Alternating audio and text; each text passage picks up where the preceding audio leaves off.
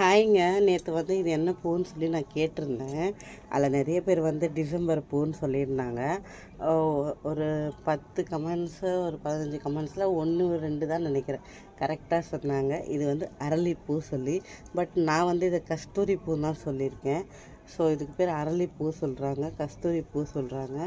அப்புறம் வந்து வேறு என்ன பேர் சொல்கிறாங்கன்னு எனக்கு அவ்வளோவா தெரியல. உங்கள் ஊரில் இதுக்கு என்ன பேர் சொல்லுவாங்கன்னு மறக்காமல் சொல்லுங்கள். ஆக்சுவலாக வந்து இப்போ மழையாக இருக்கிறதால மல்லிகைப்பூவோட விலை தான் பயங்கரமாக இருக்குது.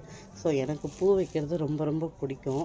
அதனால் நான் சரி பட்ஜெட் ஃப்ரெண்ட்லியாகவும் இருக்கணும், சேம் டைம் நம்ம பூ வச்ச மாதிரியும் இருக்கணும் இல்லையா? ஸோ அதனால் எது வச்சா என்ன இருக்குது அப்படின்னு சொல்லிட்டு மல்லிகைப்பூ பதிலாக நான் இது வாங்கியிருக்கேன்.